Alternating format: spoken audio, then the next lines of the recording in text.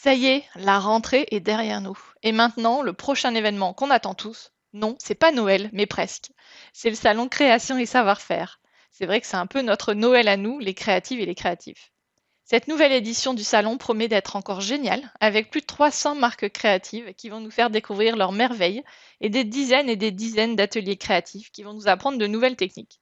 J'ai repéré par exemple des ateliers autour du pojaji. J'espère que je le dis bien. C'est du patchwork coréen. Il y a aussi de la marqueterie de paille, des carnets de voyage, de l'impression végétale et de la cuisine anti-gaspi. Si ces ateliers ou d'autres vous intéressent, je vous conseille vivement de les réserver rapidement sur le site du salon. Et puis cette année, il y a une grande nouveauté. Le salon accueille Aiguille en Fête, avec deux rendez-vous incontournables. Tout d'abord, l'exposition d'art textile Irrésistible Fil, qui navigue entre art et artisanat, et nous présente le travail de nombreux artistes du fil sur 500 mètres carrés. On en parle d'ailleurs avec l'invité de l'épisode 8 du podcast Paroles créatives qui arrive tout bientôt. Et puis on retrouvera également le championnat de France de vitesse de tricot, aussi appelé le spin knitting. Je n'y ai encore jamais assisté, mais il paraît que c'est quelque chose. Le défi est de tricoter le maximum de mailles en 3 minutes. Et le record est d'ailleurs à 267 mailles. Si vous voulez vous entraîner, vous savez à quoi vous attendre. Autre incontournable du salon, l'allée de l'inspiration, avec une vingtaine de créateurs qui nous proposent leur interprétation d'un Noël magique et disco. Il y aura aussi le village des créateurs, dans lequel on retrouve les créations de jeunes marques, le village du scrap, pour les fans de scrapbooking comme moi, le village Japon pour découvrir l'art japonais à la mode DIY, ça j'ai trop hâte, et il y a aussi le pôle éthique, pour créer de manière durable. Et on retrouve toujours la nocturne du jeudi soir, ça change pas, pour un afterwork DIY, et la journée famille créative le dimanche, cette année sur le thème des décorations de Noël. De mon côté, je serai présente les 5 jours du salon, notamment pour des ateliers autour de l'entrepreneuriat créatif, mais je vous donnerai les détails dans les semaines à venir. Je vous avoue que j'ai trop hâte.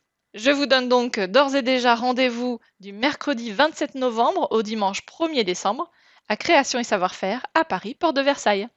Allez, place à l'épisode du jour et un grand merci à l'équipe du salon Création et Savoir-faire de soutenir le podcast. Bonjour à tous, bienvenue sur le podcast Fémin, le podcast de la communauté DIY dans lequel je vous emmène rencontrer des entrepreneurs créatifs. Je m'appelle Mélanie Sénat et je suis comme vous passionnée d'artisanat créatif et j'anime ce podcast depuis 5 ans. Après une longue expérience salariée dans le marketing, j'ai changé de terrain de jeu il y a 1 an pour désormais accompagner les créatrices et les créateurs du secteur du DIY dans le développement de leur activité. Je suis donc ravie de vous accueillir sur mon podcast avec un épisode chaque samedi. Avec ces créatifs passionnés, on parle des moments marquants de leur parcours, de la manière dont ils nourrissent leur créativité et de leurs projets à venir. C'est une véritable plongée dans leurs coulisses que je vous propose et c'est très inspirant pour notre propre cheminement.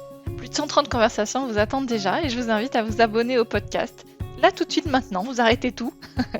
Donc vous pouvez le faire sur Apple Podcast, Spotify ou Deezer ou la plateforme sur laquelle vous êtes aujourd'hui. Vous avez un petit bouton s'abonner sur la fiche du podcast. C'est entièrement gratuit et comme ça vous serez averti des prochains épisodes. Et si mon travail vous plaît, pensez à me soutenir en le diffusant autour de vous et en le notant sur votre plateforme d'écoute. Aujourd'hui, c'est la rédactrice en chef de Marie-Claire Idée que je reçois, Camille Souleyrolles. Comme je vous le disais, ça fait 5 ans que j'anime ce podcast. Donc j'ai rencontré Camille à plusieurs reprises au fil des ans. Et c'est lors de notre dernière rencontre à Bordeaux, en juin, au salon organisé par Cultura, qu'on a convenu d'enregistrer ensemble. J'en étais ravie. Et ça m'a prouvé une fois de plus qu'il faut multiplier les rencontres pour que les projets se concrétisent.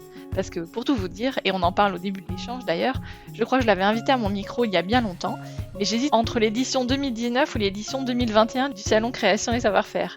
Donc forcément, vous comprendrez le plaisir que j'ai ressenti quand on a pu caler une date. J'ai présenté Camille sous sa casquette de rédac-chef de Marie-Claire Idée, ce magazine iconique du faire soi-même, mais vous entendrez que Camille a aussi d'autres casquettes, notamment celle d'avoir créé la marque Invincible Été. Donc elle nous raconte comment elle a démarré chez Marie-Claire Idée, comment est conçu le magazine et quels sont ses enjeux actuels. C'est passionnant, vraiment. C'est les coulisses, je trouve ça hyper intéressant. Elle nous parle aussi de l'aventure incroyable d'Invincible Été autour des cyanotypes qu'elle a créé avec son associée Marie. Vous verrez, Camille n'a pas sa langue de sa poche, son franc-parler devrait vous plaire, enfin moi ça m'a beaucoup plu. J'ai vraiment beaucoup apprécié notre conversation, son recul sur les choses et la connaissance qu'elle a d'elle-même, j'ai trouvé ça très inspirant. J'espère que vous y trouverez le même plaisir. Et en bonus pour les membres du Club Fémin, la conversation continue. Vous pourrez écouter Camille donner ses conseils aux créatrices et créateurs que nous sommes pour se remobiliser quand on a un petit coup de mou et apprendre à se rendre visible. Bonne écoute! Bonjour Camille, je suis très contente de t'accueillir sur le podcast Fait Main, bienvenue. Ça fait longtemps qu'on essaye de t'attraper, donc bravo pour ta patience. Oui, merci, effectivement. On s'est rencontrés la première fois sur le CSF. Alors par contre, je sais plus quelle édition c'était, mais peut-être Je dirais 2-3 ans, je pense. Oui, je dirais peut-être un peu... Oui, remarque, en 2020, on n'a pas eu... Bon, bref. Allez, peu importe. En tout cas, merci beaucoup d'être là.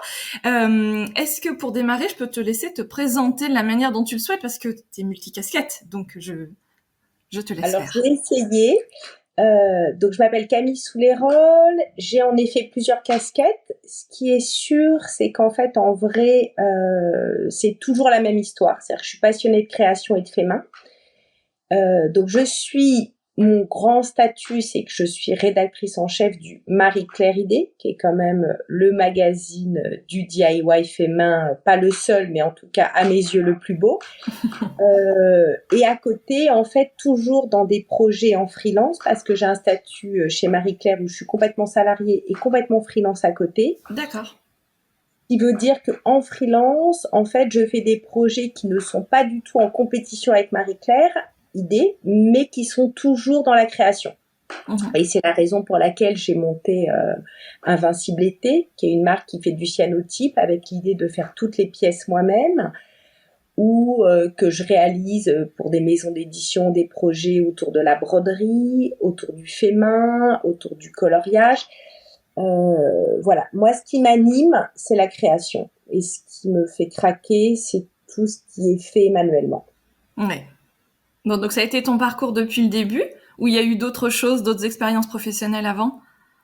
Alors, en fait, j'ai un parcours qui est très linéaire et surtout, je dis souvent que en fait, je fais des métiers qui sont à l'image exacte de mes études. C'est-à-dire que moi, je voulais devenir éditrice. J'ai fait l'école Estienne à Paris, qui est une très grande école pour devenir éditeur, où j'ai appris la fabrication, j'ai appris les droits d'auteur, j'ai appris ce que c'était qu'un livre, j'ai appris ce que c'était qu'une machine offset, j'ai appris ce que c'était que la sérigraphie, j'ai appris ce que c'était qu'un auteur, j'ai appris tout l'univers de l'édition. De l'édition papier. De l'édition papier. Et puis, j'ai fait un stage au Marie-Claire Idée, et là, je suis tombée dans le grand bain, c'est-à-dire que je me suis dit, oulala, l'édition c'est génial, mais oulala, la presse, c'est encore plus magique. Et donc après, j'ai terminé l'école Estienne et je suis rentrée aux Beaux-Arts de Paris avec un dossier autodidacte parce que je me suis rendu compte que j'étais quand même très créative et que c'est pas parce qu'on sait pas dessiner qu'on n'a pas sa place aux Beaux-Arts, parce que je ne sais pas dessiner, mais j'avais beaucoup de choses à raconter. Donc je suis rentrée aux Beaux-Arts en 3e année directement avec un dossier totalement autodidacte.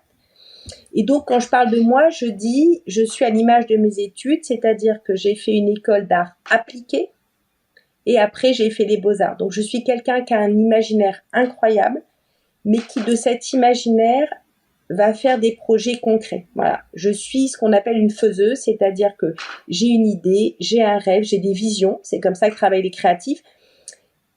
Et je vais en faire quelque chose, un produit fini. Je vais créer des collections pour les marques, je vais créer ma marque, je vais faire des événements, je vais travailler des projets pour le Marie-Claire Idée, parce que au Marie-Claire Idée, il y a mon métier de rédactrice en chef, mais qui englobe en fait énormément d'autres missions, de travailler en marque blanche pour des marques, de travailler sur des séminaires de tendance pour les marques, de travailler sur des hors-séries, d'apporter des projets éditoriaux au service éditorial de Marie-Claire. Voilà, donc c'est comme ça que je me définis, je suis quelqu'un qui a un imaginaire incroyable et qui en fait toujours quelque chose de concret et de tangible. D'accord, ok, génial, effectivement, c'est très varié. Tu dois pas t'ennuyer ? Non, je ne m'ennuie pas. Non, en fait, en vrai, c'est vrai que j'ai des métiers passion et souvent, on me dit, ah, mais Camille, t'en fais trop. Les gens qui me suivent sur Insta, ils disent, ah, j'en peux plus de te suivre, machin, c'est trop et tout. Non, mais c'est vrai. En fait, en vrai, je pense que j'énerve par ce côté ultra dynamique et tout ça. Après, moi, c'est vrai que je suis une montagne d'énergie et j'y peux rien. C'est-à-dire que je me canalise. Et puis après, les gens me disent, ouais, tu travailles trop. mais en fait, j'ai envie de leur répondre, mais même si je travaillais pas, je serais pareil, quoi. C'est-à-dire que je te dirais, ah, je peux pas te voir, j'ai mon cours de yoga, j'ai mon cours à l'école du Louvre, j'ai mon cours de sculpture et je dois aller voir une expo. En fait, je suis d'une nature constructive et passionnée, voilà. Et je vais pas à 50 ans passés essayer de changer. Non, mais c'est vrai.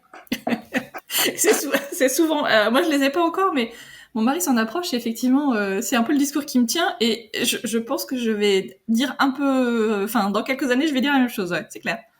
Oui, Disons qu'on n'a plus envie de changer, quoi. Enfin, ouais. en fait, c'est que tu peux avoir envie de changer si ton comportement te plaît pas. Mais moi, Oui, j'aime oui, cette oui. vie, en fait. Ouais, je comprends. Et surtout, en fait, dans la création, c'est en fait ce que les gens savent pas, mais toi, ta communauté sûrement le sait, c'est qu'en fait, l'imaginaire et la création, c'est un muscle. Et plus t'as d'idées, plus t'as d'idées. Et plus t'as d'envie, plus t'as d'envie. Et plus t'as de projets, plus t'as de projets. Donc en fait, je veux dire, c'est comme un grand sportif, quoi. Quand t'as l'habitude de faire un kilomètre, enfin pardon, 1 heure de course à pied le matin, tu peux pas ralentir en fait. Parce que ton corps te le demande. Et ben en fait, l'imaginaire, c'est pareil. Ça, les projets viennent et t'es là, tu dis, ah non, mais ça, c'est quand même une trop bonne idée, il faut quand même que j'essaye de le faire. Ouais, je comprends. Et est-ce que tu rédiges? Est-ce que tu écris aussi? Est-ce que tu as cette envie qui t'anime aussi d'écrire? Alors, oui, j'écris. Au Marie-Claire Idée, j'ai des rubriques que j'adore faire parce que justement, en fait, elles répondent tout à fait à ma curiosité. C'est les manufactures et les portraits d'artistes. Alors, pourquoi les manufactures? Parce qu'en fait, ça me passionne de savoir comment les choses sont faites. C'est-à-dire que si tu regardes autour de toi et que tu vas dîner chez des gens, en fait, personne ne sait comment sont faits les verres dans lesquels ils boivent, les tables sur lesquelles ils mangent, les assiettes.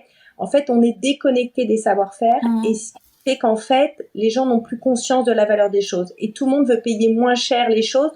Quand tu sais comment les choses sont faites, en fait, tu vas en payer la valeur. Donc moi, tu vois, quand je fais des manufactures, quand je fais des portraits d'artistes, ben là, j'écris après. C'est-à-dire que je vais passer une journée dans une manufacture, je vais être avec le dirigeant de l'entreprise, je vais comprendre les différents postes, je vais rentrer dans les processus. Et tout ça, en fait, je vais devoir le retranscrire d'une manière très claire pour mon lecteur. Et surtout, j'ai toujours à cœur et vraiment de défendre ces manufactures. Donc en fait, je me sens, j'écris, j'ai cette espèce de stress au-dessus de la tête de me dire, faut vraiment que j'arrive à transmettre ce qu'ils m'ont transmis là, parce qu'il y a c'est tellement difficile en vrai. Tu vois, derrière l'image un peu glamour des entreprises, des savoir-faire et tout. En fait, c'est tellement des économies fragiles qu'il faut aider, quoi. Donc, j'écris. 2, quand j'écris, je me donne la mission d'essayer de vraiment de partager le plus possible. Voilà. Après, c'est toujours un exercice plus difficile de se retrouver le soir chez soi ou le week-end ou en semaine d'un seul coup, de réussir à s'isoler et d'écrire. Mais ça fait partie de mon travail. Je dirais que ça fait peut-être, je sais pas, 15-20% de mon travail, c'est l'écriture. Ouais. Et ça te plaît toujours autant au fil des années? En fait, ce qui me plaît, c'est de partager.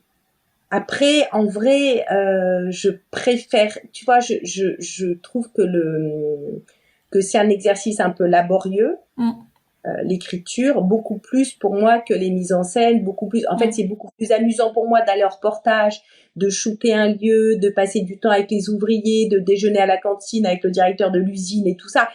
Toute cette vie extrêmement riche, elle est beaucoup plus excitante et beaucoup plus partageuse, parce que je suis quelqu'un de très partageur, que en fait le côté qui est un peu la partie sombre de l'histoire, en tout cas la partie solitaire, c'est que bah oui, tu rentres et puis là faut que t'écrives et là t'es tout seul avec les notes que t'as pris, avec les enregistrements.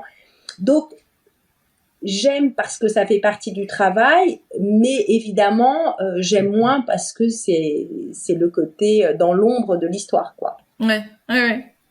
Ok. Tu fais les photos aussi quand tu pars en reportage? Absolument pas, non. En fait, alors ça c'est marrant parce que je vois que tu m'imagines quand même un peu plus encore folle que je ne le suis, encore plus expansive que je ne le suis. Non, moi je travaille toujours. En fait, mon secret, et ça c'est important que je te le dise et aussi à tes auditeurs, c'est qu'en fait, moi mon secret c'est que je ne fais rien toute seule. D'accord. Donc, quand je pars en reportage, je pars avec des photographes de reportage Ok. et qui sont spécialisés là-dedans. Et à un moment donné, quand j'avais 30 ans, aujourd'hui j'ai 50 ans, quand j'avais 30 ans, à un moment donné, je me suis dit, ah oui, mais moi, je vais tout faire, je vais être le monstre à 8 têtes et je vais faire le texte, le reportage, le stylisme, la photo. Puis après, j'ai fait un travail et je me suis dit, mais Camille, même si tu te mettais à faire de la photo, imaginons à 35 ans, bah, tu seras devenue un peu une photographe qui se démerde, mais tu bosses avec des gens qui ont 20 ans de photos. À quoi ça sert en fait? Entoure-toi du talent des autres. Donc non, je ne fais pas les photos, je ne fais pas le Marie-Claire idée à moi toute seule. J'ai une équipe de rédactrices hallucinantes, j'ai une maquettiste, j'ai une secrétaire de rédaction, j'ai un directeur de rédaction, j'ai un groupe derrière moi, j'ai un service de diffusion. Si tu veux, et même dans mes métiers en freelance, ça c'est chez Marie-Claire où en fait c'est un magazine, c'est comme un film en fait. T'as plein de gens qui participent et tu fais rien ensemble, tu fais quelque chose, tout seul tu fais plus rien.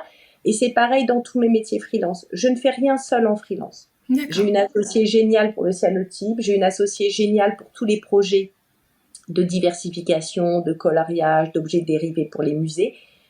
Mais toute seule, je suis rien. Ouais, c'est marrant.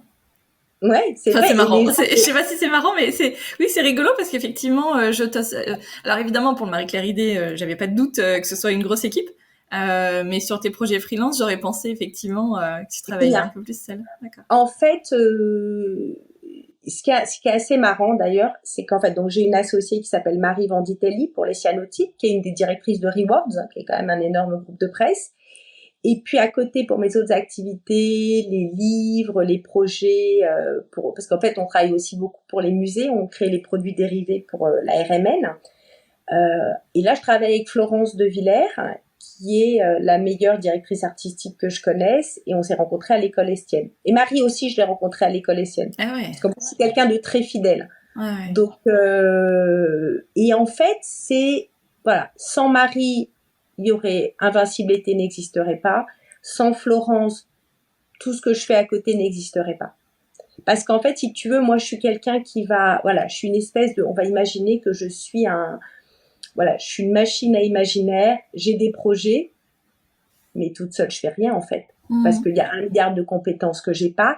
Et en fait, il se trouve que je me suis rendu compte qu'en fait, Marie et Florence, en fait, c'est pas du tout les mêmes personnalités, mais en vrai, c'est toutes les deux des machines de guerre de travail.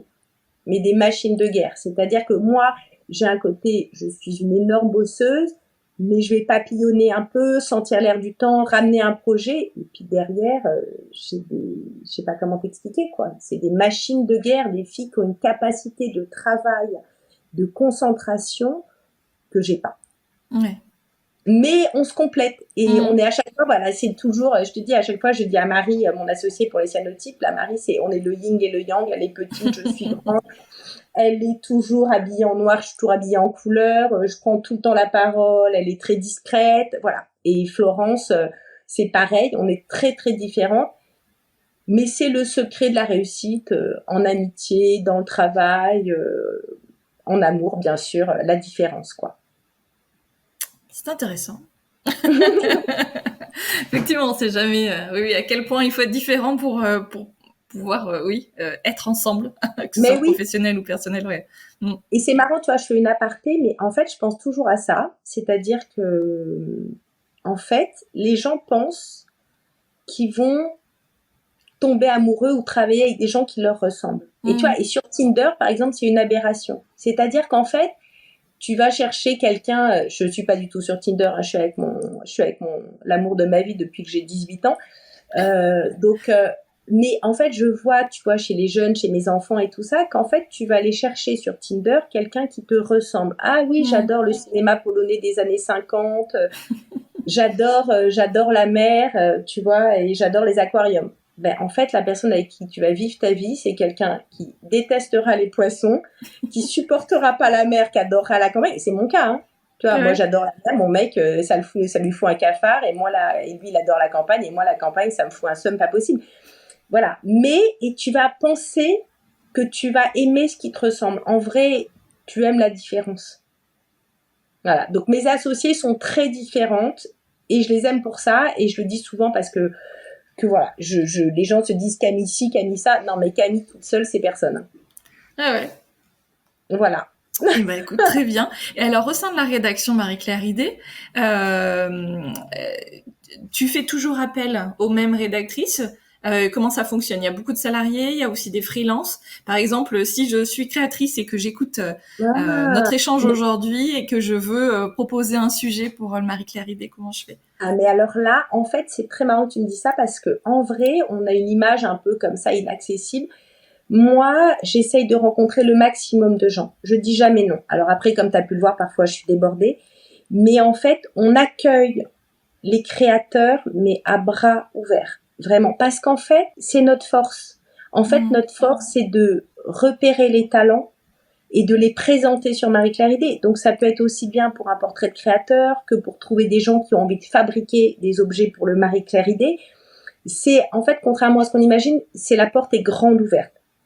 Après, en interne journal, on a des rédactrices salariées qui sont Dominique Turbet, Vania Leroy, et en fait, on est une équipe très particulière parce qu'on est toutes rentrées au journal quand on avait 25 ans, 25, 30 ans. Donc, on bosse ensemble depuis 20, 25 ans. En fait, c'est pas vraiment un métier, le Marie-Claire Idée, si tu veux. Non, mais c'est très particulier. J'ai pas envie de dire on est une famille parce que j'aime pas ce mot-là. Mais on a un ADN en commun incroyable qui est le Marie-Claire Idée, qui est le bonheur de travailler avec des créateurs, qui est le fait de faire fabriquer des objets. Parce que, en fait, pour raconter à ta communauté, Marie-Claire Idée, donc c'est un magazine du groupe Marie-Claire. Souvent, les gens se trompent. Donc, t'as Marie-Claire Mode, Marie-Claire Maison qui est très déco et Marie-Claire Idée qui est très DIY, art de vivre, artisanat. Et moi, ce que j'aime dire pour le Marie-Claire Idée, si tu veux, c'est que c'est un magazine où rien n'est à vendre. Tout est à faire. Pourquoi je te dis ça? C'est que moi, j'ai des valeurs très fortes en moi depuis très longtemps. J'ai gagné beaucoup d'argent quand j'avais 25 ans. J'ai donné tout mon argent à Greenpeace. Je suis devenue célèbre avec des droits d'auteur et voilà. Je donnais tout mon argent à Greenpeace. En fait, j'ai vraiment une conscience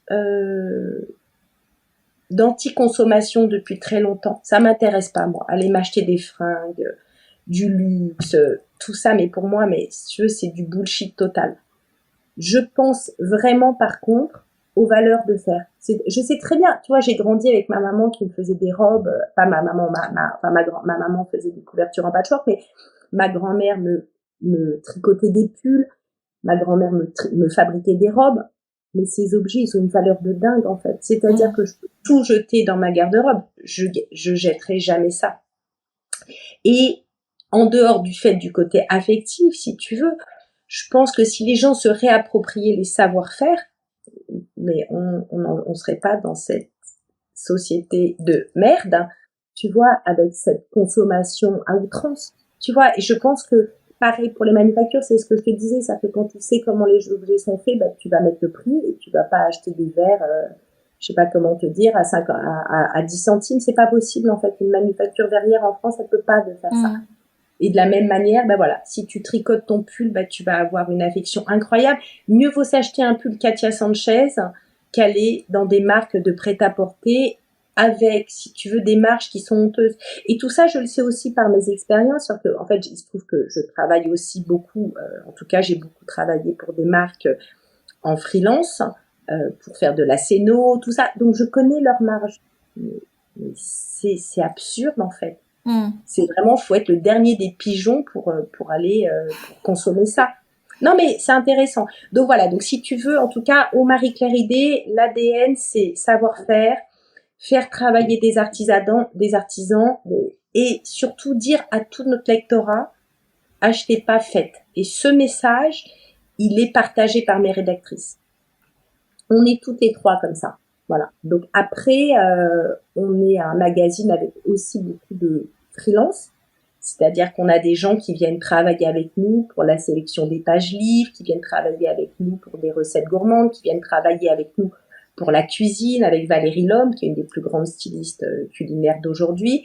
On vient travailler avec une super équipe en mode, parce que la singularité de Marie-Claire Hudé, et ce qu'il faut vraiment essayer de préserver, c'est que c'est un magazine où on produit tout. Et ça n'existe plus, Mélanie. En fait, les magazines, tout le monde est tellement en quête d'économie que les magazines se rachètent les uns les autres des sujets. Donc, tout le monde rachète à un magazine allemand, tout le monde rachète à un magazine français. Tu vois les mêmes sujets dans les magazines. Voilà. Nous, on a cette singularité-là qui est qu'on produit toutes nos photos. Et ça, c'est très précieux. Je t'avoue que c'est une vraie bataille de continuer à mener ça parce qu'en fait, évidemment qu'on nous demande de faire des économies, évidemment que produire, ça coûte cher, mais c'est notre richesse. Donc, on a des salariés qui sont Dominique et Vania, qui sont les rédactrices les plus merveilleuses que je connaisse. Non, mais c'est vrai. Ouais, c'est beau. Ce qui est intéressant, c'est que je suis rentrée stagiaire, que j'ai été assistante, que j'ai été rédactrice, qu'après j'ai été rédactrice en chef adjointe et que maintenant je suis rédactrice en chef. Ça veut dire quoi? Ça veut dire que je sais exactement le boulot que les gens font pour moi. Tu comprends? Je suis pas le contremaître dans sa cabine de contremaître qui va dire aux ouvriers comment travailler alors qu'il n'y connaît rien. Je sais exactement ce que je demande. Mais même mon service digital, si tu vois, là, j'ai fait une formation vidéo, j'ai compris ce que c'était que de faire la vidéo. J'étais là, mais c'est un truc de malade. En fait, ça m'intéresse de savoir comment les gens travaillent. Ça m'intéresse, mon expérience de tous les postes que j'ai eu nourrissent, si tu veux, évidemment, ma connaissance de ce que je demande à qui. Voilà, si j'envoie quelqu'un faire un reportage, quand les filles partent bosser et faire des sujets, je sais ce que c'est.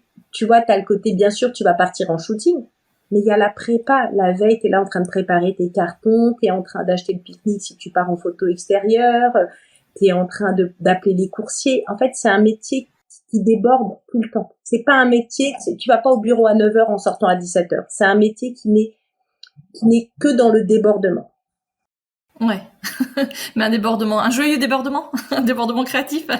Oui, en fait, c'est génial, mais parfois, si tu veux, je le vois parce que je le sais aussi, c'est-à-dire que comme c'est un métier qui déborde, ben, tu vois, tu rentres d'un shooting photo, c'est le vendredi soir, t'as plein de sacs de shopping chez toi, là, j'en ai plein, je peux te montrer.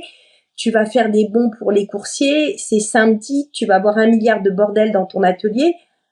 Tu vois, oui, c'est génial. Puis il y a des fois, t'es là, tu te dis, mais c'est pas un métier, c'est un sacerdoce, quoi. Tu vois, parce que c'est pas un métier classique. Mais après, y a-t-il des métiers créatifs qui ne sont pas comme ça? Je ne crois pas. Oui, sans doute, ouais. Voilà. En tout cas, cette vie-là te convient bien. Toi, t'as pas l'impression d'être toujours à 100 à l'heure, etc. Tu ressens pas le besoin de te poser davantage. Tu aimes cette vie-là? Non, moi j'adore cette vie-là. Après, il y a pas longtemps, je voyais qui m'a raconté ça, c'était génial, qui m'a dit il y a une différence entre la suractivité et le sur-régime. Voilà. Donc moi, je suis en sur-régime. Après, c'est ce que je te dis, je suis habituée, donc c'est très difficile de rétro-pédaler en fait, en vrai, parce que tu es habituée à un rythme et tout incroyable. Donc moi, ça s'arrête jamais. Je travaille le jour, le soir, le week-end. Après, je suis avec un mari qui est un artiste qui travaille le jour, le soir, le week-end. Donc si tu veux, voilà, j'ai pas du tout une vie de famille classique. Et est-ce que ça me pèse? On va dire que oui, parfois ça me pèse, mais que la plupart du temps, j'adore. Donc en fait, c'est comme tout, tu vois, il faut profiter des choses, des qualités des choses ou des gens sans trop souffrir de leurs défauts. Et ben on va dire que sur une échelle de 100, bah, il y a 20% où il y a des fois j'en peux plus, et puis il y a 4 ou 30%, et puis il y a 70% ou 80% où j'adore ça. Donc, toujours une question d'équilibre, qui est pas forcément... Bon, des fois, il est plus facile à trouver à certaines périodes de la vie et moins à d'autres, etc. Oui, c'est vrai aussi, si tu veux, toi, que mes enfants sont un peu grands, donc je suis sortie aussi, que je travaille beaucoup plus aujourd'hui qu'il y a 10 ans ou 15 ans. Pas forcément. Parce que malgré tout, même si j'ai toujours beaucoup travaillé, bah si tu veux, là, j'ai pas. Oui, des contraintes d'école. Bah j'ai des contraintes d'école, mais ils sont grands, donc si tu veux, chacun fait sa vie, quoi. Ouais. Ils ont quel âge? 24 ans, 19 et 13. Oui, donc oui, à 13, on est effectivement contraintes d'école encore. Oui, mais ils sont tous à l'école, si tu veux. Donc Mais voilà, c'est en tout cas, il y a pas de, personne ne veut plus passer un week-end avec moi, par exemple. Ouais. Ça de présent, autant te le dire. Donc, j'ai quand même des grands week-ends, soit pour en profiter, soit pour travailler, ce qui veut dire aussi en profiter, parce qu'il y a des fois, je travaille le week-end, et c'est juste un pur bonheur, hein. Tu vois, si je travaille, si je fais des projets, là, je fais un projet sur la feuille d'or, autant te dire que je mets de la musique, ça m'éclate. Oui, mais c'est parce que tu n'as pas l'impression de travailler au final. Ah oui, c'est ça. J'ai jamais l'impression de travailler. Ouais. C'est la quête, je trouve ça. De se Oui, dire, c'est la finalement... quête. En fait, si tu veux, un jour, je sais, j'étais chez maman, j'étais dans une fête et il y avait une nana un peu jeune, je sais pas, 35 ans, 30 ans, et puis qui bossait sur du coaching, des trucs comme ça, et puis elle me parle de ma vie, et puis elle me dit, ok, en fait, elle me dit, c'est incroyable, parce que, en fait, quand tu étudies comment les gens sont par rapport à leur travail, il y a le fait d'adorer ton travail, mais il y a aussi quelque chose d'autre qui est très important, et ce que je te disais tout à l'heure, c'est qu'il y a le fait d'être en adéquation avec ses valeurs. Moi, le Marie-Claire Idé, ce sont mes valeurs, tu vois. Et est-ce que je pourrais être, je te dis n'importe quoi, faire les tendances pour une grande marque de déco et créer des objets au kilomètre?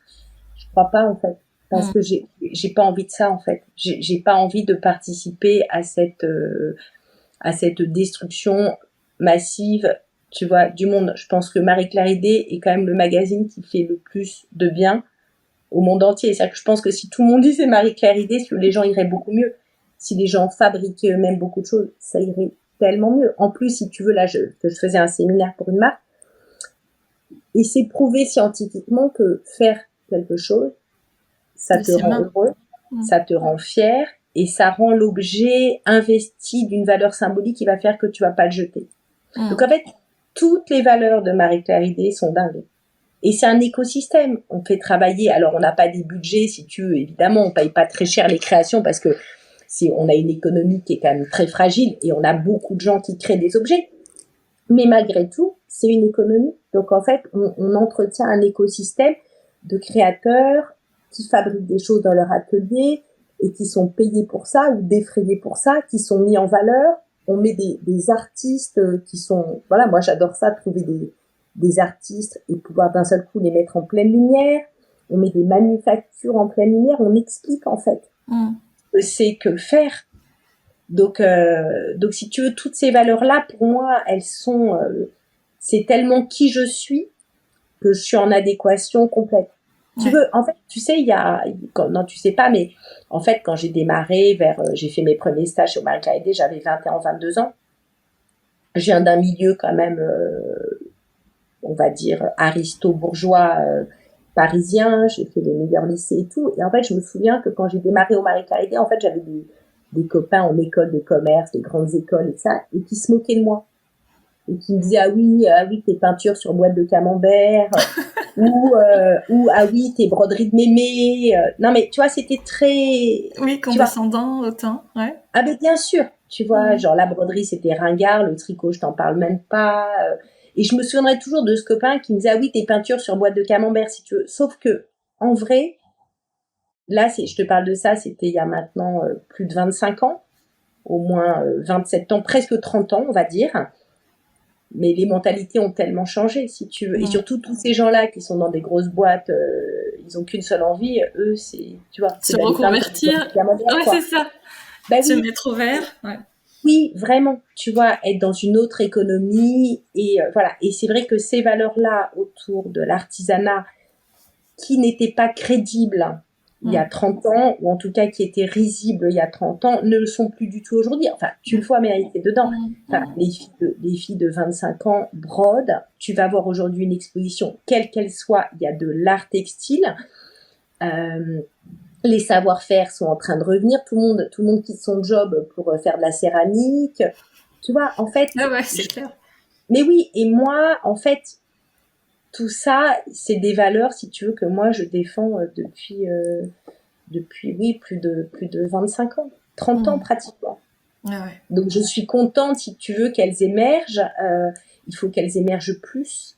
Et en plus, c'est un vaste sujet, si tu veux, mais c'est vrai que je pense qu'on est qu'au début. C'est-à-dire que moi, ça fait des années que je vois, puisqu'en fait, si tu veux, mes différentes activités me donnent un regard 360, c'est-à-dire j'ai pas du tout, les gens se disent, ah oui, cette Camille avec son Marie-Claire Idem, elle me prend la tête, mais pas du tout, en fait, si tu veux, je sais exactement ce que je raconte, parce qu'en fait, je fais tellement de choses à côté. Je travaille pour le luxe, je travaille pour les musées, je travaille pour l'édition, je travaille pour l'Asie, je fais tellement de projets à côté que quand je te parle de quelque chose, c'est que j'ai un regard 360, c'est pas moi la tête dans le guidon dans mon Marie-Claire Idem, c'est tout ce que je vois, tout ce qui est en train d'émerger. En fait, ça fait très longtemps que je dis, on va voir, hein, de toute façon, si je me campe, on saura vite, mais on est en train de passer, en tout cas pour beaucoup de gens, de l'ère de la consommation à l'ère de l'expérience. C'est-à-dire que les gens ne veulent plus acheter.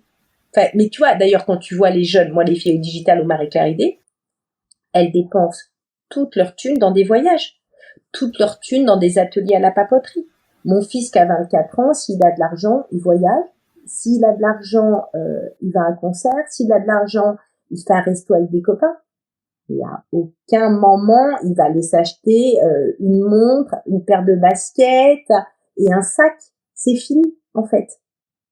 Donc moi, ce que je trouve intéressant, si tu veux, c'est que le Marie-Claire Idem, il accompagne ça. Il accompagne le fait que les gens aient envie d'expérience, que Marie-Claire Idem, c'est d'expérience. Alors après, ce qui nous manque, et crois-moi, j'ai tellement d'envie que j'adorerais que ça existe, mais il faudrait qu'il y ait un lieu Marie-Claire Idem. Il faudrait qu'il y ait des ateliers Marie-Claire Idem, que notre communauté se rencontre autour d'ateliers. Et ça, en vrai, c'est vrai, si tu veux, que on aurait dû monter Weekendoo, en fait. C'était Marie-Claire Idem. Non, mais c'est vrai, c'est Marie-Claire Idem qu'on aurait dû monter Weekendoo. Après, si tu veux, moi, je suis à la tête de Marie-Claire Idem avec Michel Stéphanie, qui est mon directeur de rédaction. Après, on appartient à un gros groupe qui n'a pas forcément la même vision, évidemment. Tu vois, eux, ils ont Marie-Claire, Marie-Claire Maison, Cosmo, Avantage, Cuisine et Vins de France, Family, Magic Maman. Enfin, si tu veux, ils ont plus aussi, ils se sont beaucoup ouverts et ils ont créé des grands campus d'esthétisme et des campus autour de l'œnologie. En fait, eux, ils sont à une échelle beaucoup plus grande. Marie-Claire Idem n'est on va dire, une toute petite partie de leur écosystème. Et justement, cet écosystème de l'édition, de la presse, qui est quand même très, très mis à mal ces dernières années, enfin depuis très longtemps, donc c'est toujours un challenge de sortir chaque numéro, ou le fait d'être dans le groupe, vous êtes un petit peu protégé, entre guillemets, par rapport au fait que, tu vois, si tu étais un titre indépendant, je pense à un magazine comme Vert, je sais pas si tu connais un magazine pour les néo-jardiniers. Voilà. Bien sûr, je l'adore. Là, on sent vraiment le combat de chaque instant pour sortir chaque numéro, quoi. Oui, alors en fait, on a d'autres combats, si tu veux. C'est-à-dire que on a un énorme groupe, ça c'est vrai, mais ce groupe nous demande des comptes. Oui, bien sûr. Bah évidemment. Donc si tu veux, on doit être bénéficiaire. On peut pas se permettre d'avoir une économie fragile, si tu veux. Si on a une économie fragile, on s'arrête en fait. Oui, c'est clair. On est dans une boîte qui a une logique commerciale. Marie-Claire n'est pas une association à but non lucratif, si tu veux. Donc en fait, on a les soucis de nos avantages. Donc on est très accompagné. J'ai un service diffusion génial avec qui j'adore travailler. On a aujourd'hui, depuis assez peu de temps, depuis on va dire 1 an ou 2, une équipe de dingue aux abos, vraiment, qui nous aide beaucoup. Et donc on bénéficie de tout ça. On bénéficie d'un service diffusion, on bénéficie d'un service abonnement. Fabrication aussi. C'est pas toi qui vas te prendre la tête sur aller acheter du papier.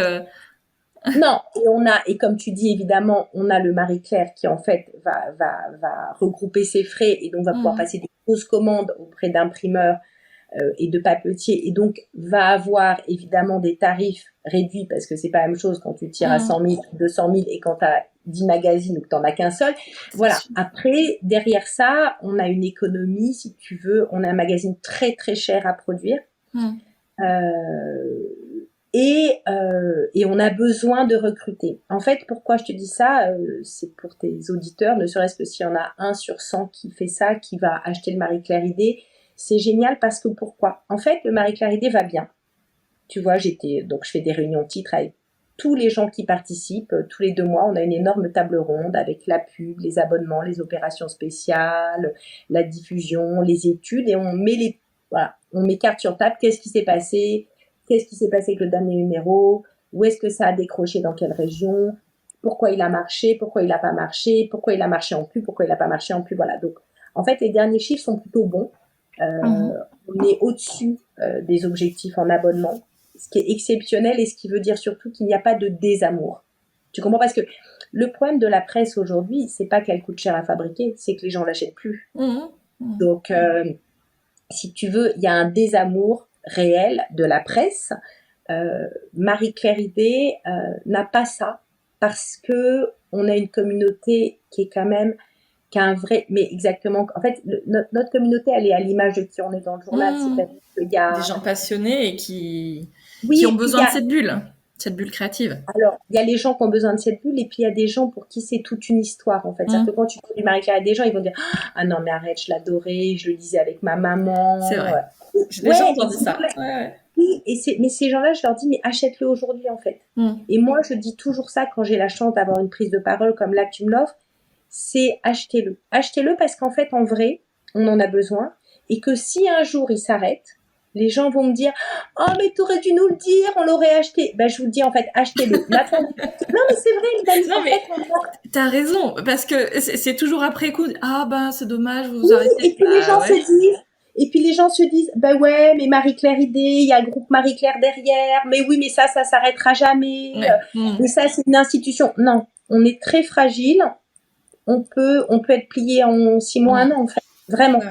Et on a besoin que les gens s'abonnent, on a besoin que les gens nous achètent en kiosque, et surtout, notre vrai combat à nous, on en a plusieurs, mais notre gros combat, si tu veux, c'est les relais presse qui ferment, en fait. C'est ça notre souci. C'est que les relais presse ferment.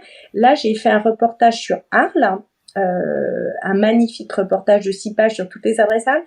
Il n'y a plus un vendeur de presse à Arles, à part celui de la gare. Donc, tu vois, les gens chez qui j'étais à Arles, tous les gens sur qui j'ai fait des reportages et tout ça m'ont dit, ben ouais, mais je l'ai cherché, on n'a plus de presse. Parce qu'en fait, si tu veux, pourquoi? Ben parce que tu vois dans les gares, en fait, la presse diminue et t'as de plus en plus de vendeurs de batteries de téléphone et de plus en plus de snacks. Voilà, et ça réduit. Et que quand tu prends un train, parce que t'as plus personne qui lit un magazine, les gens sont tous sur leur téléphone. C'est compliqué, si tu veux. Donc, en fait, il faut que, voilà, nous, on a besoin que les gens, alors, notre force, c'est toujours ce que je dis, c'est qu'en fait, on a le système le plus moderne et le plus branché qui soit, c'est-à-dire qu'on a la box, c'est-à-dire que tu reçois le Marie-Claire Idé chez toi, c'est l'abonnement, en fait. Il n'y a pas plus moderne que l'abonnement aujourd'hui, tu vois, tout le monde veut recevoir des trucs chez soi. Ben, en fait, il faut relooker cet abonnement et recevoir le Marie-Claire Idé chez soi, et voilà, ou alors chercher désespérément un kiosque et l'acheter en kiosque. Mais voilà, ça c'est très compliqué. Après, ce dont on a besoin aussi, si tu veux, c'est d'attraper des nouvelles cibles, parce qu'il y a ceux qui nous connaissent et qui malheureusement pensent qu'on sera toujours là, et qu'il faut dire mais non, pense à nous acheter. Et puis rencontrer un nouveau public. Parce qu'en fait, si tu veux, quand on a des assistantes qui viennent, quand on a des stagiaires, en fait, quand tu rentres dans le Marie-Claire Idé, après tu es là, tu te dis mais c'est dingue. Mais il faut nous rencontrer, en fait. Tu vois, il faut que la rencontre ait lieu, et pour ça, il faut, je sais pas, il faut venir au CSF. Oui, bah il y a création et savoir-faire, heureusement, tu vois, mais moi j'adorerais qu'on soit sur d'autres salons, j'adorerais qu'on soit présent au CNITIT, j'adorerais qu'on soit présent, tu vois, en fait, ton podcast, pour moi, il est merveilleux, parce que je peux m'adresser à des gens qui s'intéressent au fait main, et qui d'un seul coup vont peut-être se dire, ah ouais, dis donc, Marie-Claire Idé, ah, ça fait longtemps que je l'ai pas acheté, ah ben je vais aller l'acheter quand même, Camille, elle est sympa. Mais ça, c'est merveilleux pour moi. Ça risque de se produire. Mais non, mais parce que, tu vois, 10 personnes, 50 personnes, 100 personnes, enfin, tu vois, en fait, on a besoin de ça. Vraiment. Et on n'est pas à l'abri du tout, contrairement à ce que les gens pensent. Et en vrai, on aurait besoin que notre groupe nous aide. Si tu veux, on aurait besoin de campagnes d'affichage, on aurait besoin d'émissions de radio et tout. Mais, je vais le dire en espérant que mes big boss m'écoutent, on est délaissés. Parce qu'en vrai, le bateau amiral qui veulent défendre, c'est le Marie-Claire, que j'adore, tu vois, parce que Catel et Nathalie, les rédactrices du Marie-Claire, sont des nanas, mais plus démentes, il n'y a pas. Mais le Marie-Claire, c'est le paquebot, c'est celui qui a des pages de pub, c'est celui qui fait parler de lui à l'international. Donc en fait, c'est lui qu'on va, si on fait une campagne d'affichage, ça va être le Marie-Claire. Ça va jamais être le Marie-Claire idée, tu vois. Nous, on est la tata plouc de province, quoi. J'allais dire la petite sœur, mais non, même pas. Non, j'ai envie de te dire, pour eux, je pense qu'on est la Bécassine de Bretagne, quoi. Ouais. Mais alors, moi, ça m'est pas toujours, parce qu'on est dans un écosystème du faire soi-même.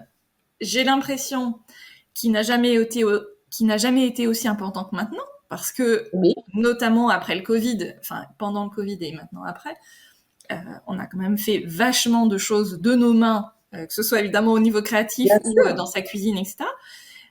Comment ça se fait que nos marques DIY sont quand même hyper frileuses? Je trouve, moi, j'ai toutes les peines du monde à trouver des sponsors pour le podcast. Ah bah ouais, c'est hyper difficile. Et tu vois, en magasin, on voit quand même plein de belles marques, etc. Et en fait, ces marques-là, on a l'impression qu'elles n'investissent pas du tout, tu vois, en communication, en marketing, sur des choses un petit peu novatrices. Alors ça, c'est mon point de vue à moi. Comment tu vois les choses? Non, mais après, c'est très mignon. On en reparlera en off parce que moi, je pense que je peux te rencarder avec des gens que ça pourrait intéresser de t'accompagner sur du podcast. Mais en fait, qu'est-ce que je pourrais dire là-dessus? Bah, par exemple, si tu veux, donc t'as des marques qui ont eu qui ont décollé pendant le confinement et qui malheureusement aujourd'hui sont en souffrance. Parce que tu as des marques, si tu veux, comme les machines à coudre, tout ça, qui ont explosé leurs chiffres. Et le problème de notre société capitaliste, c'est qu'une fois que tu as explosé les chiffres, cette espèce d'extraordinaire devient ta référence, ton seuil. Donc ça, et déjà, croissance. Voilà, donc ça déjà, ça me fait des boutons de fièvre, je supporte pas cette croissance. Ce qui est très compliqué dans le capitalisme, c'est que tu n'arrives pas, c'est très très difficile de maintenir, tu vois, voilà, donc de maintenir une espèce de ligne du milieu. C'est pas la logique du capitalisme. Donc je pense que toutes les boîtes sont confrontées à ça. Après, je pense à des grandes marques autour des beaux-arts que je connais très très bien parce qu'en fait, si tu veux, je connais énormément de gens très haut placés dans toutes ces grandes maisons avec qui j'ai des discussions très très franches. Parce que tu as vu, je suis très directe et tout ça. En vrai, il y a un vrai souci de la concurrence. C'est qu'est-ce que tu fais contre Soest & Green avec des boîtes d'aquarelle à 2 euros?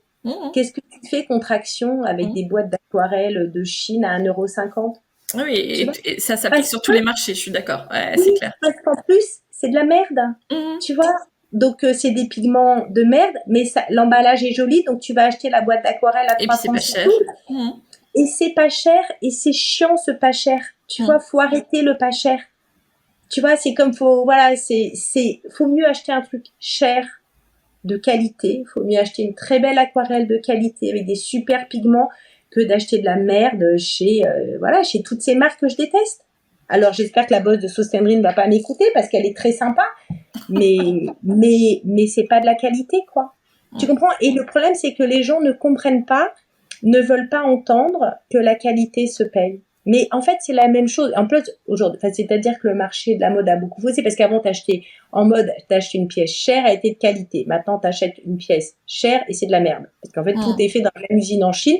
Donc, le truc camailleux qui te coûte 30 € et le même que chez Comptoir des Cotonniers qui va te coûter 240 €, c'est de la même merde. Voilà. Donc, les marques, si tu veux, je le sais, souffrent de cette concurrence-là, souffrent de toutes ces marques qui se sont mises sur le marché du DIY et qui cassent les prix. Elles souffrent du fait qu'elles ont explosé leur quota et leurs chiffres au moment du confinement et que l'exceptionnel doit devenir la norme. Bon, bah, ok. Tu vois, c'est comme nous au digital, au Marie-Claire Idée, pendant le confinement, on a explosé. Et maintenant, on est ah oui, on baisse. Ah ben oui, en fait, les gens sont plus coincés chez eux, en fait, les gens sont partis bosser, donc oui, tu vois, cette espèce de logique absurde qui me rend dingue. Ouais. Mais en tout cas, moi, je pense qu'il y a des budgets, parce qu'en fait, tu vois, nous, avec Marie-Claire Idée, on arrive à monter des belles opérations avec les marques. Et je pense que tu vois que on fera des rendez-vous, je te présenterai. Mais voilà, il faut que tu sortes, que tu réseautes, que tu connaisses les bonnes personnes, que tu mettes au point des petits forfaits. Et je suis sûre que les gens ont des petits budgets. Écoute. Voilà. Après, je ne sais pas quels sont tes budgets, mais oui, je pense qu'il y a moyen de faire des projets. Écoute, on verra, on en reparlera. Mais en tête à tête, pendant que tu peux savoir faire avec un petit verre de vin. Très bien. Alors justement, ce salon qui arrive, qui arrive gentiment quand même dans un mois et demi. Oui, pas gentiment là. C'est-à-dire que pour nous, on est sur les starting blocks là. Bon, alors c'est gentiment pour nous qui attendons. Alors, si, moi j'y vais quand même à titre professionnel, j'anime des ateliers sur place, etc. Mais j'ai moins de préparation à faire que vous ou que les exposants qui viennent avec effectivement des biens. Moi, je viens avec ma tête et pour faire des ateliers, donc c'est encore un peu différent. Comment vous le préparez ce salon ? Alors en fait, si tu veux, il faut savoir, les gens savent pas spécialement ça, qu'en fait on est partenaire du salon. Et ce depuis très longtemps. Vous êtes associés dans le logo. Voilà, en fait, ça veut dire quoi ? Ça veut dire qu'en fait, on engage notre communauté papier et notre communauté digitale. Et que si tu veux, pour te donner un chiffre, en fait, notre communauté digitale, elle est à plus d'1 million, en fait. Entre les gens qui sont sur Pinterest, les gens qui sont sur Insta, les gens qui sont sur TikTok, voilà. Donc, en fait, on a une communauté engagée dans le DIY très, très forte qu'on amène sur le salon. Voilà. Donc, on est là, on partage nos fichiers, avec l'équipe de Comexposium. Et après, la particularité qu'on a, si tu veux, c'est qu'en fait, quand on va sur ce salon, depuis, je sais même pas depuis combien de temps il existe, écoute, moi j'ai l'impression que je l'ai toujours fait avec des noms différents. En fait, c'est l'occasion pour nous de créer un très beau stand où on raconte ce que c'est que le Marie-Claire Idée et où en fait les gens, tous nos lecteurs retrouvent en vrai les objets du magazine. Et en fait, si tu veux, c'est l'occasion, c'est comme un peu comme Mary Poppins quand tu sautes dans le tableau. Et ben en fait là, tu sautes dans le Marie-Claire Idée et on reconstitue les ambiances, les pages du magazine et tu rentres dans l'univers.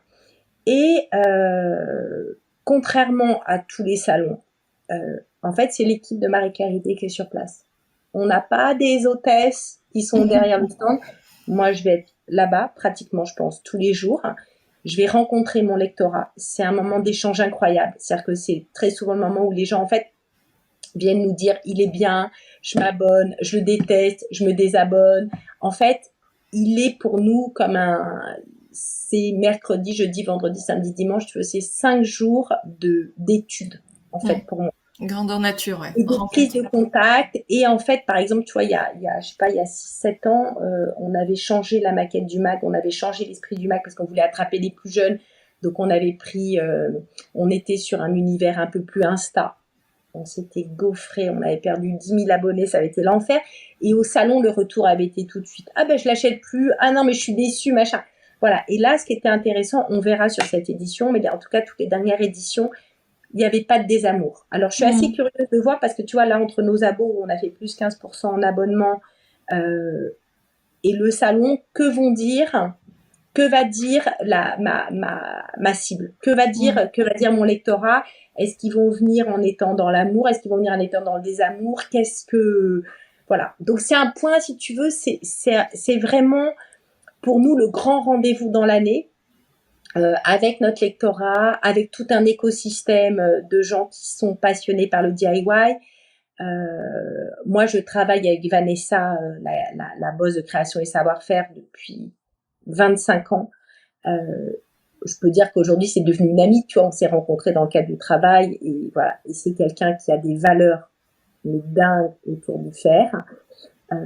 Voilà, tous les gens qui participent, si tu veux, c'est vraiment et je suis très curieuse de cette édition parce que ça, j'imagine que tu le sais, mais j'en profite pour le dire à tes auditeurs qu'en fait, ça va être la première édition où il va y avoir création et savoir-faire et l'aiguille en fait. En sachant que l'aiguille en fait est un salon qui est beaucoup plus autour de l'art du fil. Et en fait, je trouve ça génial que tout ça vive ensemble parce que on pourra reparler, je pourrais te faire un podcast que là-dessus si tu veux, tellement c'est dingue. Non, mais en fait, j'ai fait, je te dis, un gros séminaire pour une marque là sur le DIY et en marque blanche au nom de Marie-Claire, au nom de Marie-Claire Idée. Et en fait, toute une partie de cette étude tourne autour du fait que tous les médias sont en train de se mélanger. C'est-à-dire qu'aujourd'hui, tu dessines en brodant, aujourd'hui, tu brodes des fringues et de manière branchée, aujourd'hui, tu dessines sur les nappes. En fait, tout l'univers beaux-arts est en train de basculer dans le DIY. Les arts du fil sont en train de basculer dans le DIY. En fait, les frontières sont en train de disparaître. Ouais.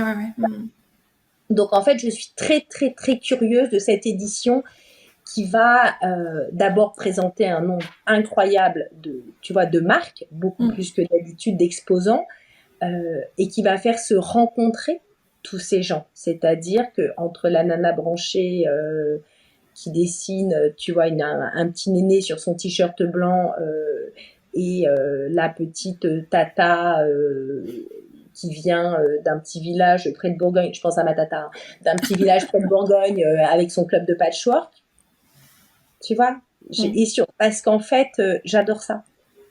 Et pour me définir aussi, mais là, il y a un truc que je t'ai pas dit et tout ça, c'est qu'il y a un truc très particulier chez moi, c'est que je suis la personne la moins snob que je connaisse dans la création. C'est-à-dire que je peux aussi bien être un événement textile Hermès ou Chanel ou qu'être dans un club de patchwork, tu vois, je sais pas moi, tu vois, dans la banlieue lyonnaise. En fait, j'ai la même émotion. Et je me dis pas, ah, elle, c'est génial parce qu'elle est dans une galerie et ah, là, c'est merdique parce qu'elle est dans une salle des fêtes. Ouais, c'est ça, dans le gymnase. J'adore ça. J'étais à une fête en Italie. Il y avait un concert, il y avait une nana qui faisait que des objets de dingue en crochet. Mais j'étais folle. Tu vois, et on était dans une fête de village et tout. Et c'était l'anti-branchitude. Mais ça m'a rendu dingue, en fait. Tu comprends? Et ça, j'ai envie de te dire, c'est vraiment, je pense, une bonne manière de me définir aussi. Ouais. Bon, effectivement, on pourrait passer des heures à parler. Peut-être quelques mots de plus sur Invincible été. Là, tu viens de sortir un livre à ce sujet, sur le cyanotype. Donc Invincible été, en fait, c'est une histoire très très belle parce que c'est comme si j'avais fait la plus grande école de commerce et que j'avais réussi à monter le plus gros business avec la plus grande storytelling. Sauf que j'ai jamais fait d'école de commerce, que je suis pas du tout marketing et qu'en fait tout est vrai. Donc en fait, le Invincible été est né il y a maintenant en 2018 officiellement. Elle a vu le jour en 2017 et en fait ce qui s'est passé c'est que j'étais un jour en Grèce avec un ami artiste et qui m'a dit, ah Camille, toi qui es hyper créative, j'ai amené un truc, on va s'amuser. Et il me montre de la poudre. Je lui dis, mais je ne prends pas de drogue. Il m'a dit, t'es complètement débile, c'est pas de la drogue. On va faire des cyanotypes. Donc, j'ai dit, des cyano quoi? Et donc, c'était il y a 8 ans. 2017. 7 ans. En fait, donc, je découvre le cyanotype avec Eric. Je trouve ça dingue. Tout le monde en fait. Mon mari, mes enfants, tout ça. Bon, au bout de 24 heures, 48 heures, tout le monde en avait ras-le-bol. Moi, je continue à en faire beaucoup. Et puis, je reviens à Paris. Et là, je me dis, tu vois, comme je te disais, comme les créatifs, j'ai des visions. Et je me dis, mais il faut que je monte une marque, en fait. Et surtout, je me suis dit, il faut que je monte une marque sur le cyanotype parce que je me suis dit, j'ai fait l'école Estienne 4 ans. J'ai étudié en Angleterre, dans une école de photo en Angleterre. J'ai fait des beaux-arts à Paris. J'ai 45 ans. Et j'ai jamais vu ça. Donc, et je suis la boss de Marie-Claire Idé. Et je me dis, si moi, j'ai jamais vu ça, c'est que je pense qu'il n'y a pas grand monde qui a vu ça. Donc, je me disais, il faut que je monte une marque, Mais comme je te l'ai dit, je ne fais rien toute seule. Donc, j'étais là avec qui je peux faire ça, Et puis, donc, quelques mois après, tu vois, j'avais découvert ça l'été, en juillet-août. Le temps passe, je cherche mon associé. Ça commence à m'exaspérer de pas trouver la bonne partenaire. Et puis, au mois d'avril, Marie, donc une des boss de Rewards, m'appelle et on se connaît. Elle m'a pris en stage quand j'avais 20 ans et elle, à l'époque, 30 ans, que j'étais à l'école Estienne. Elle était éditrice à l'époque. Et on est restés amis. Et on se voit, elle me dit, j'aimerais bien déjeuner. Bon, moi, je fais jamais de déj. Mais là, en l'occurrence, je me dis, si une amie dit ça, c'est qu'elle veut dire qu'elle a un souci de travail ou de mec. Ou voilà. Donc, je dis, oui, bien sûr, Marinette, déjeunons. Et donc, on déjeune. Et en effet, elle me dit, tu sais, j'en peux plus. Je suis derrière un ordinateur tous les jours. J'ai envie de faire quelque chose de manuel, d'artisanal. Et là, je lui dis, Marie, tu veux pas qu'on relance le cyanotype? Elle me dit, le cyano quoi? Je lui explique, je lui montre des photos de vacances toutes pourries et je lui dis, Marie, il faut que tu aies la vision. il faut que tu nous imagines la maison objet avec des tirages gigantesques. Voilà, visualise ça. Et elle m'a dit, je te suis. Je dis, mais Marinette, t'es sympa, mais tu vois, est-ce que t'es prête à perdre 5 ou 7 000 euros? Parce que ça veut dire un stand à maison objet, ça veut dire lancer la prod, ça veut dire monter la marque. Elle me dit, avec toi, oui. Et donc, on a monté Invincible été. On a fait maison et objet. Donc après, l'histoire est folle parce qu'en fait, on a créé des immenses machines à insoler pour pouvoir travailler même quand il fait pas beau, qui n'existaient pas. On les a déposées à l'INPI. Et puis, alors, il y a une phrase que j'adore, que je vais te dire, c'est que le bourdon ne sait pas qu'il ne peut pas voler. Donc, comme personne ne l'a dit, le bourdon vole. Et c'est vrai, hein, le bourdon n'est pas fait pour voler, mais le bourdon vole parce que personne ne l'a dit. Ben, nous, en fait, on nous a jamais dit que c'était impossible. Donc, on l'a fait. Donc, on a construit cette machine, on a imaginé Invincible été, on a présenté Maison et Objets. Et là, ça a été le début d'une histoire de dingue. Parce qu'en fait, tu vois, on a été repéré par le Bon Marché, on a été repéré, donc on a eu un corner au Bon Marché pendant des mois et des mois. On a été repéré par une galerie d'art, on a été chez Willow Grove, on a été repéré par les marques, donc on a fait des collabs pour Egg, on s'est retrouvé avec des collections en Asie, avec des vitrines gigantesques sur Omotesando. Donc on a vécu, voilà, donc on a vendu nos tirages, fait des collabs, ce qu'on continue à faire aujourd'hui. Et puis après, ce qui s'est passé un truc complètement fou, mais qui relie exactement ce que je te disais sur Marie-Claire et sur l'expérience, c'est qu'en fait, nous, on pensait qu'on allait vendre nos tirages. Et puis un jour, on a fait jardin. Ça a été l'émeute. Les gens faisaient la queue 3 heures pour faire un atelier sous la pluie. On était là, mais qu'est-ce qui se passe? On a été repéré par le luxe, qui a vu le potentiel, en disant, mais en fait, ce qui est intéressant, c'est l'expérience, parce que l'expérience est dingue. Et donc là, on a été embarqués, on a fait des événements de fou. Tu vois, en fait, si ça m'était pas arrivé, je me dirais, si quelqu'un me racontait ça, je me dirais, elle est complètement mytho. Heureusement, on est deux. Mais on a fait des événements, on a travaillé pour Gucci, on a fait un événement avec les plus gros influenceurs du monde pour Gucci sur Mémoire d'une odeur autour du cyanotype. Après, on a fait des ateliers pour toutes les égéries Chanel. C'est-à-dire qu'on a été payé des ponts d'or pour faire des cyanotypes avec Marion Cotillard et compagnie. Après, on a travaillé pour Hermès, on a travaillé pour Chaumet, on a été invité par Majorel, on est parti faire les herbiers de Majorel. En fait, on vit des trucs de fou depuis le début. Voilà. C'est fou, ouais. Effectivement, c'est fou, c'est le terme. Ah, mais c'est juste avec, juste entre guillemets avec du cyanotype, quoi. Ouais. Comme quoi, oui, mais parce qu'en fait, si tu veux, il y a 7 ans, ça n'existait pas. Entre-temps, donc il y a toute cette partie que je raconte, si tu veux, mais qui est beaucoup en fait que notre business est dans le B2B, en fait, de faire ces événements pour le luxe. Et tu vas me dire, on le voit pas sur Insta. Ben non, parce qu'en fait, on a des clauses de confidentialité de taré avec ces gens-là et qu'on signe des contrats de 4 pages, tu vois, pour ne rien raconter. Mais on a travaillé avec les plus grandes marques, voilà. Et autour de l'expérience. Donc, quand ma direction ou Marie-Claire me dit oui, l'expérience, tu vois midi à ta porte, je lui dis, écoute, si Gucci veut faire des ateliers cyanotypes pour ses influenceurs qui ont des millions de followers et qui viennent en jet privé pour faire un workshop, je pense que c'est pas moi qui ai midi à ma porte, parce que dans ces cas-là, Gucci a aussi midi à sa porte. Tu comprends? Donc, c'est ça que je te dis, en fait. Donc, il y a eu l'expérience. Après, on a sorti un livre. En fait, ça, c'est assez génial comme histoire, parce qu'en fait, une éditrice m'appelle il y a 3 ans, je pense, Pascal, que je connais bien, Pascal Caron, qui est malheureusement décédée, qui était une très grande éditrice chez Marabout, et m'appelle, elle me dit, Camille, je sors de réunion, on m'a parlé de faire un titre sur le cyanotype, j'ai dit, ok, si on fait ça, j'appelle d'abord Camille, et je lui dis, voilà, je réfléchis un peu, j'appelle Marie, tout ça, et je rappelle Pascal, et je lui dis, Pascal, je vais te dire un truc, j'ai aucune envie de te faire un livre, en fait. J'ai aucune envie de partager tous mes secrets, tous mes trésors, tu vois, mes 3 ans d'expérience et tout. Mais je vais te dire oui tout de suite, en fait. Je vais te dire oui tout de suite et je vais te faire un truc génial.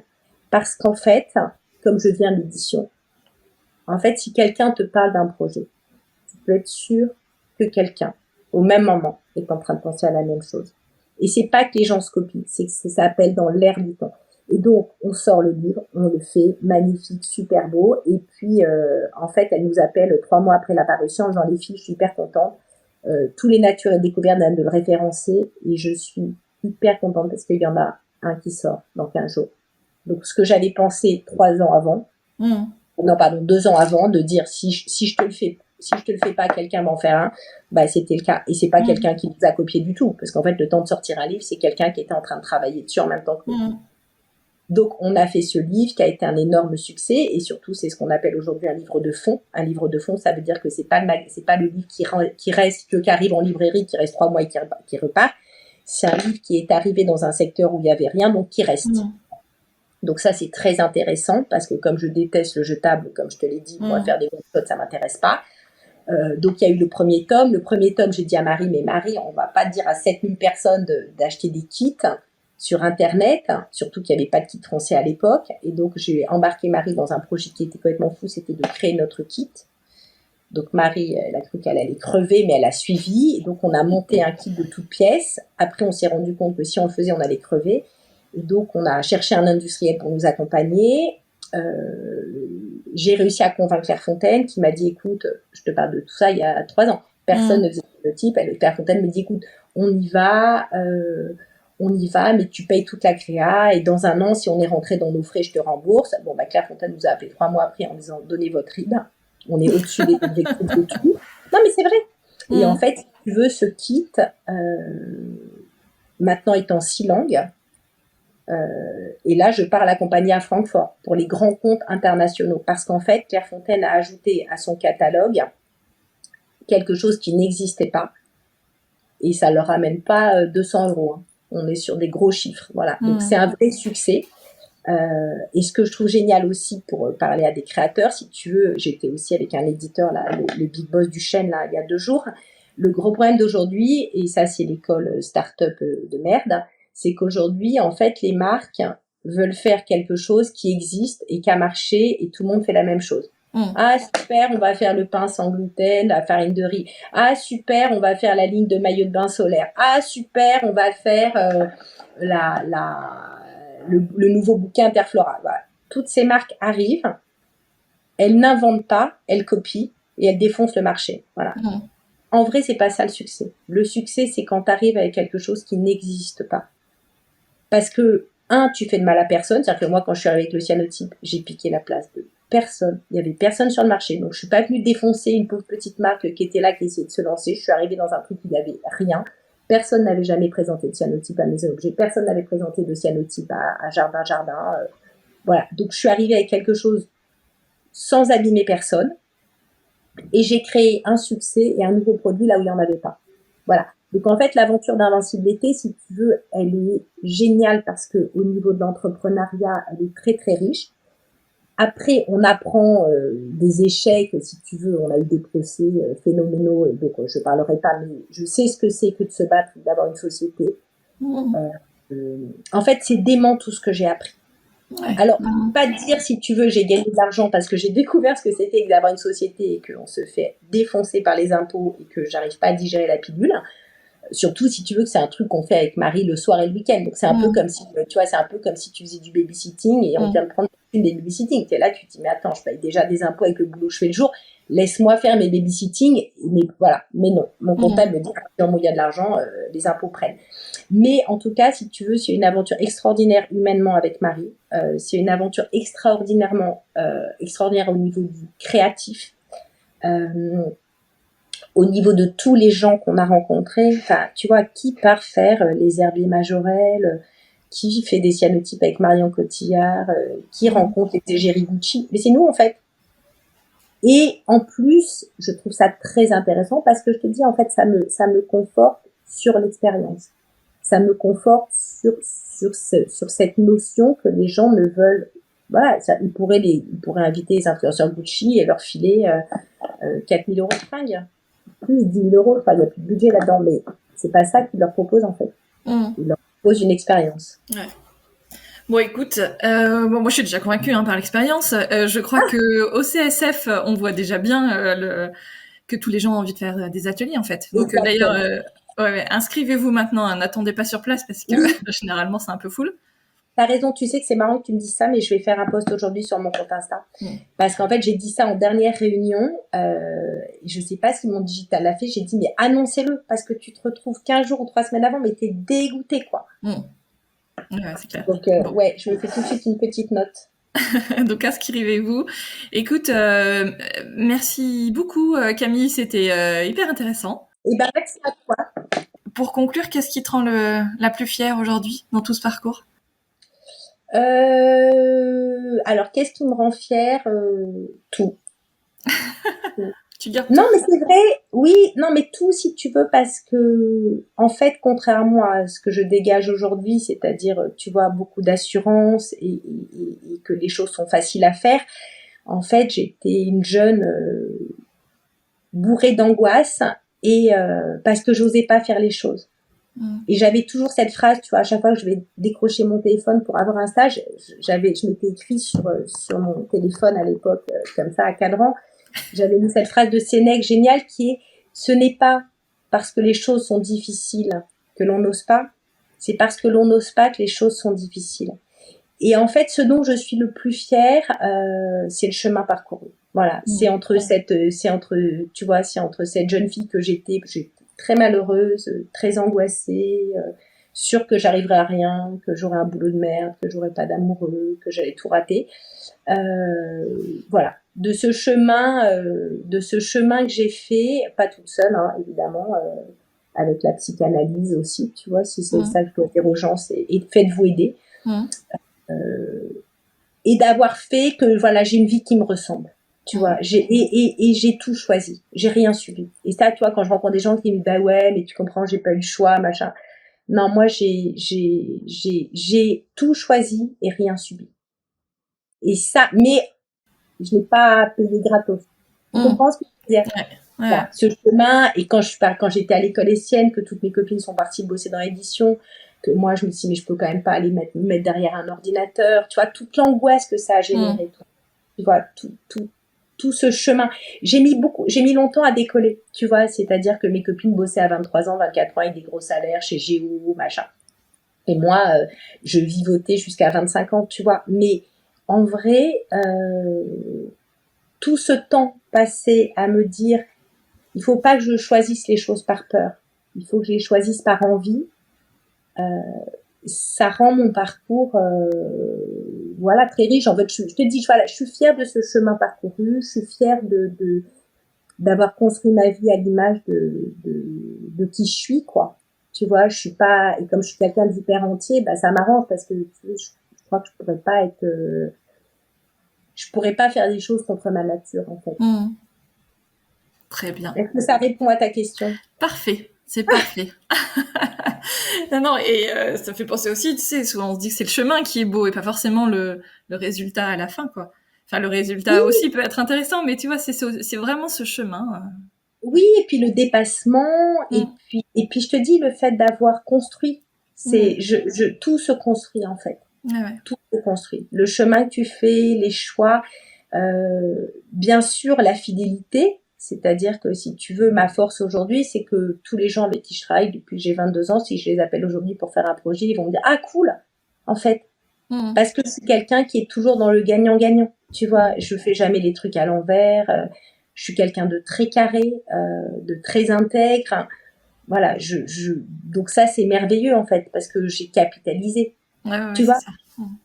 Et ça, j'ai capitalisé chez Marie-Claire, j'ai capitalisé dans l'édition, j'ai capitalisé dans mes boulots freelance. Et ça, c'est merveilleux, tu vois. Je suis contraire de quelqu'un. Il y a des gens qui construisent, qui coupent, qui construisent, qui coupent. Mais qui cloisonnent. Ouais, qui cloisonnent. Et puis surtout, t'as des gens qui peuvent pas s'empêcher de faire table rase, tu vois. Ils font un métier, puis après ils abîment tout et ils passent à autre chose. Tu vois. Moi, pas du tout. Je suis vraiment, tu vois, je suis vraiment comme quelqu'un qui, tu vois, alors que j'ai l'air comme ça d'être une espèce d'agité du bocal. En fait, je suis quelqu'un qui construit beaucoup dans la durée, dans la confiance, et mais aussi parce que je peux m'engueuler, tu vois, c'est-à-dire que quand les choses vont pas, je le dis, j'ai pas peur du conflit, donc je laisse rien passer, tu vois. Je suis pas de ces gens qui encaissent des trucs et qui, tu vois, voilà. Donc c'est assez, c'est moi. Écoute, c'est super, parfait. Merci beaucoup Camille, à bientôt. Je t'en prie, à bientôt. Merci beaucoup à toi. Me revoici. Allez, rendez-vous dans votre kiosque pour acheter et ou s'abonner à Marie-Claire Idée. Je vous donne également rendez-vous sur mon compte Instagram à moi, sur mon site podcastfemin.fr ou dans ma newsletter pour à la fois avoir les coulisses du podcast et des conseils sur l'entrepreneuriat créatif. Parce que ce fil rouge de l'entrepreneuriat créatif, ça me passionne et j'ai le grand plaisir de vous accompagner un peu plus dans le domaine avec ma formation audio copilote depuis déjà quelques mois. Ça fait plus de 7h30 d'audio à écouter, donc c'est pas mal quand on veut lancer ou développer sa marque. Si le sujet vous intéresse, je vous invite à aller regarder sur mon site podcastfemain.fr et ou à m'écrire à l'adresse melanie@podcastfemain.fr. Si cet épisode est le premier que vous écoutez, bienvenue. Vous avez encore plein de créatrices et de créateurs passionnants à découvrir, avec donc plus de 130 conversations. Et si le podcast vous plaît, pensez à me soutenir en laissant un avis sur votre plateforme de podcast, ça compte vraiment beaucoup pour le rendre visible. Et pour les inconditionnels du podcast, je vous propose de rejoindre le club Fémin. Ce club vous permet d'écouter 3 épisodes bonus chaque mois pour un abonnement de 5 € par mois ou 50 € l'année.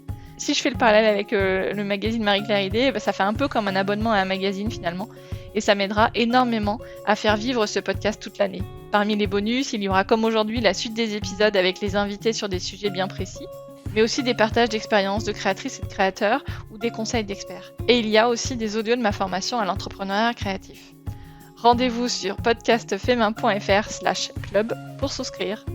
Je vous dis à très vite pour un nouvel épisode. Et d'ici là, n'oubliez pas de toujours prendre un moment dans votre quotidien pour créer. Je vous embrasse, à bientôt.